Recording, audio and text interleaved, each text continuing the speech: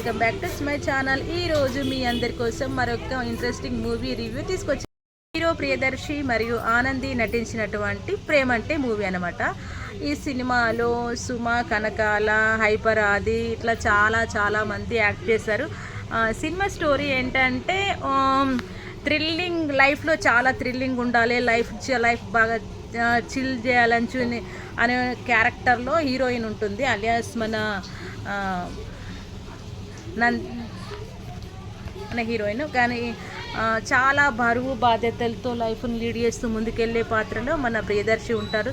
ఈ సినిమా అయితే స్టార్టింగ్ అంతా ఎట్లుంటుందంటే పెళ్ళికి ముందు ఒకలాగా, పెళ్ళి తర్వాత ఒకలాగా చాలా వేరియేషన్స్ ఉంటాయి. అంటే మనం జీవితంలో పైన కలిసి మాట్లాడుకున్నది వేరే, లైఫ్ లాంగ్ పక్క నుండి లైఫ్ లీడ్ చేసేది వేరే ఉంటుంది. కాబట్టి అట్లాంటి సందర్భంలో పెళ్ళైన కొత్తలో అందరూ బాగుంటారు. కాబట్టి పెళ్ళి తర్వాత 1 మంత్ తర్వాత వాళ్ళ మధ్యలో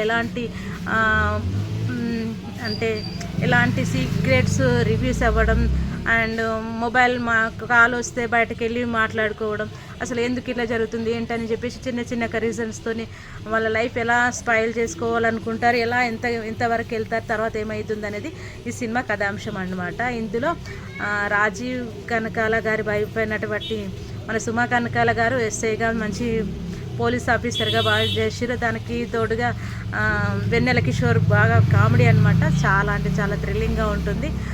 ఈ సినిమా అయితే థియేటర్లో తప్పకుండా చూడాలి. ఎందుకంటే ఇప్పుడున్న సిచ్యువేషన్స్కి, ఇప్పుడున్న సొసైటీకి కరెక్ట్గా మ్యాచ్ అయ్యే సినిమా అని చెప్పేసి చాలామంది అయితే చెప్పడం జరిగింది.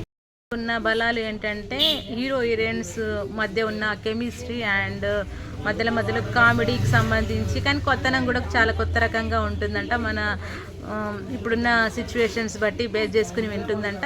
దీనికి ఉన్న బలహీనతలు ఏంటంటే కొన్ని సాగదీత, అంటే బాగా సినిమాని సాగదీయడం జరిగింది.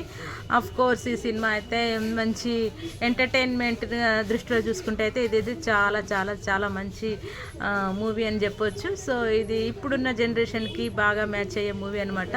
పెళ్లి చేసుకునే వాళ్ళకు ఎట్లాంటి అఫ్ కోర్స్ చెప్పాలంటే ఇలాంటి పర్సన్స్ని చూజ్ చేసుకోవాలి, దానికి సంబంధించి కూడా మంచి ఇచ్చిరంట అనమాట. ఇదనమాట ఈరోజు మూవీ రివ్యూ, ప్రేమ అంటే మూవీ రివ్యూ. ఎలా ఉందో నాకు కామెంట్ రూపంలో చెప్పండి. Thank you so much everyone.